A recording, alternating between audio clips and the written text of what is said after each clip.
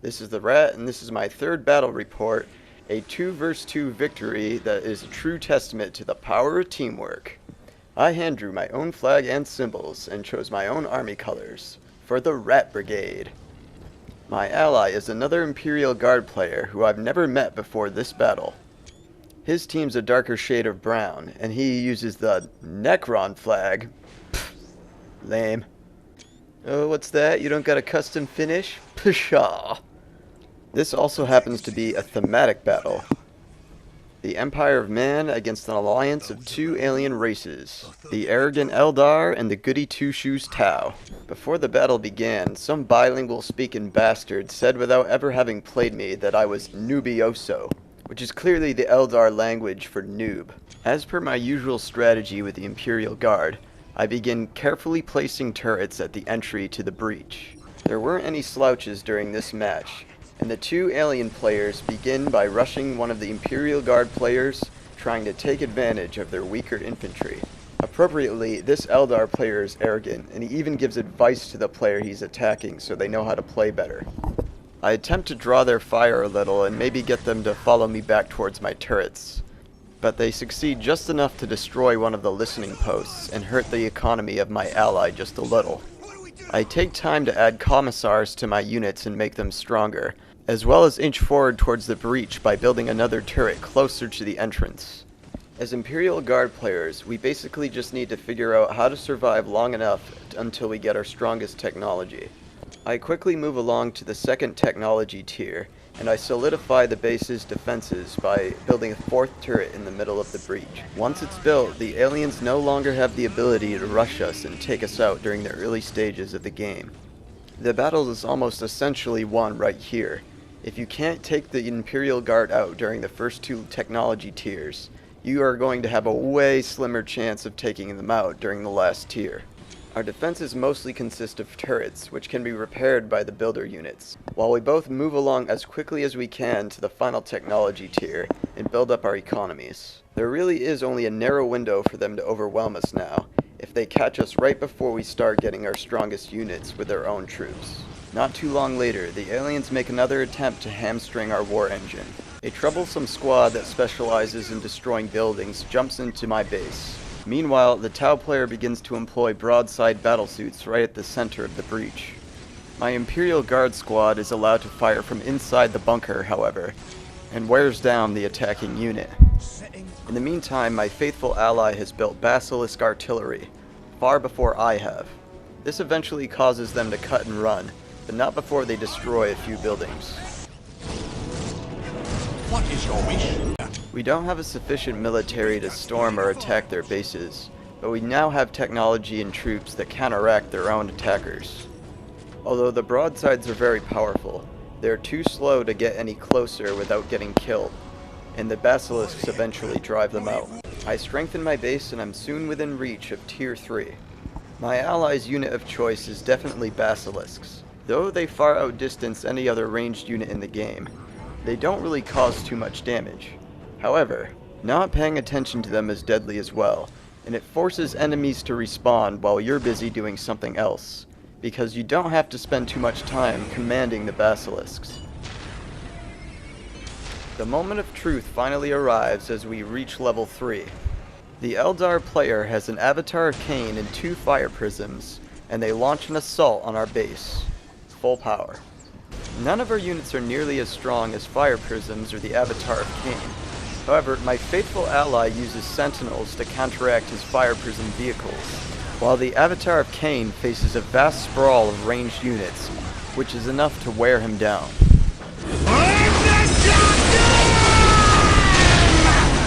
Successfully repelling this assault is a testament to the strength of the Imperial Guard, which is making full use of cooperative power and specialization. The battle isn't over yet, but this signals the defeat of the alien allies. The rest of the game would be an inexorable advance towards their base. While the basilisk artillery keeps them busy, we begin building our strongest units. The basilisks make it impossible to besiege us with broadsides or even get troops at the center of the breach, meaning their offensive has ended. I begin to prepare a line of heavy weapons teams, which is mobile artillery. They aren't as long range as basilisk artillery, but they have way stronger attack power. The siege of the aliens was now inevitable.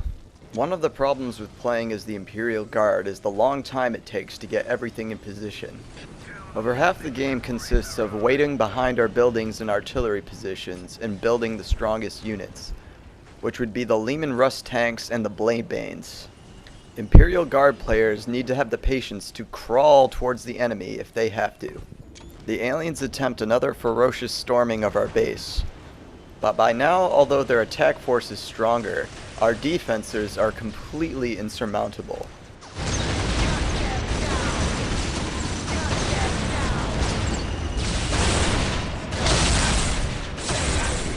Even though both aliens appear to be at maximum strength, our defenses cannot be overcome. Those large concentrations of units at the choke point are sitting ducks for those heavy weapons and the brutal Earthshaker rounds from the Basilisk artillery. It takes almost no time for our team to recover, and I begin steadily leapfrogging the heavy weapons team towards the enemy base. Because of their superior range, this method is almost unstoppable. Our enemies attempt to goad us into making a mistake by insults. He challenges my ability as an Imperial Guard player. Whether he's serious or not, I ignore him, and I'm more determined than ever to kill him the way I chose to.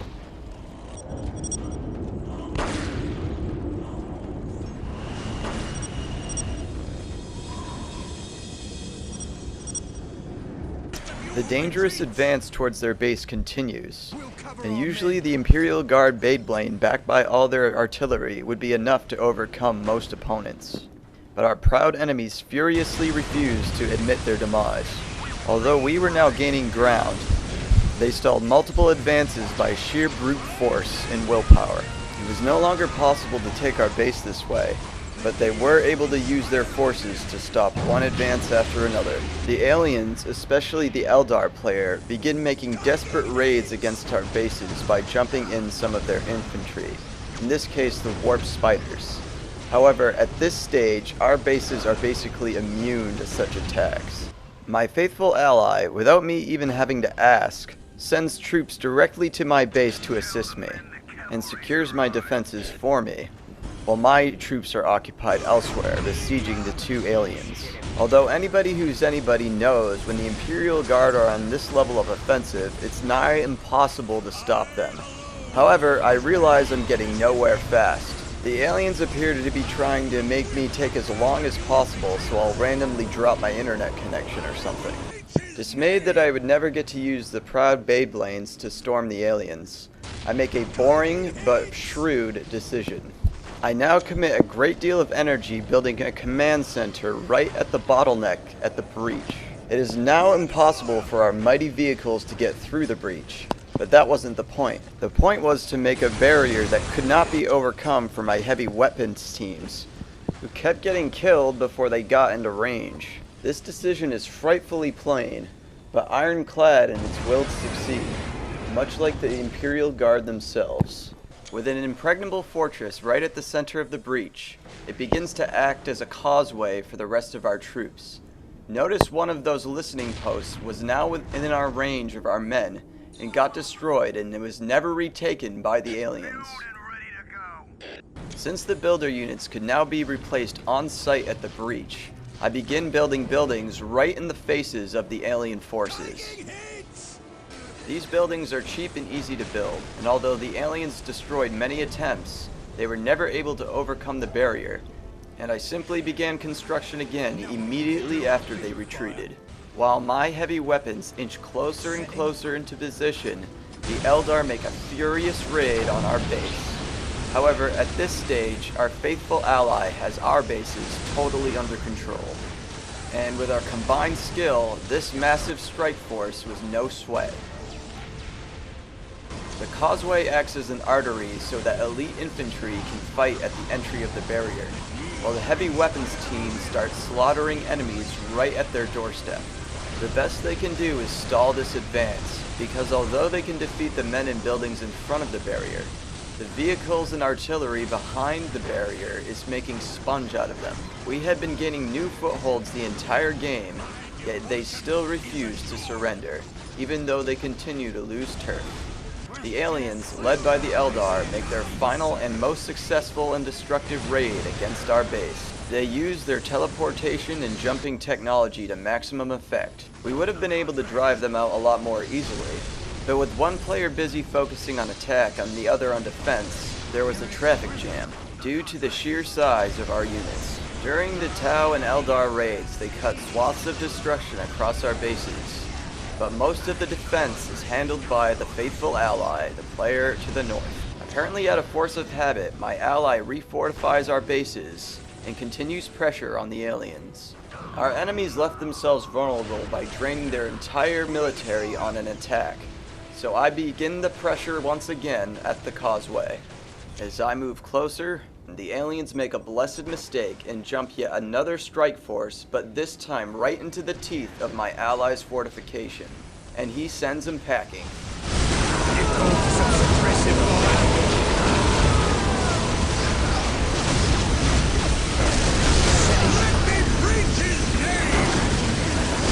The aliens begin catching hell on two fronts. Myself once again right at their doorstep, meanwhile a spectacular failure of an offensive.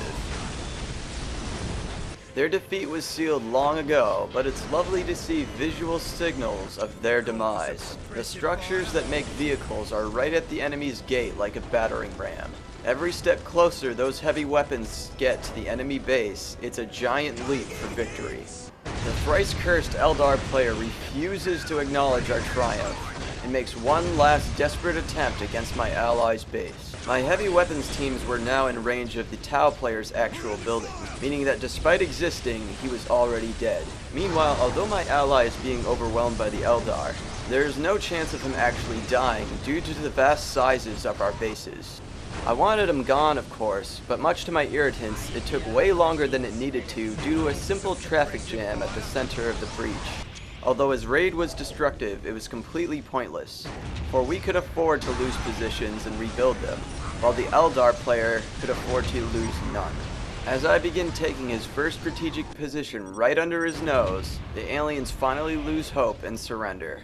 In the end, they gave way with sickening ease. We had had our hands around their throats for the entire game, but they finally give up because I took one listening post? It doesn't matter if I'm absolutely going to take it unavoidably.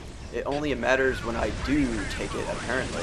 Anyhow, the Imperial Guard dutifully mopped up the map to see this screen here. Here it is, my testament to beautiful teamwork. Pancakes and I both equally contributed to the victory. Now, the Dawn of War rating system might confuse the average humie, but it works like this. Anyone who's better than you has no life. Anyone who isn't as good as you are is a noob. The arrogant Eldar player had full mastery of the game's mechanics, and he knew every trick in the book. But by my estimation, this is somebody who enjoyed too much success too quickly, as if by being as high and mighty as he spoke, he would be sure to win. In veritas, he was about just as good as he spoke.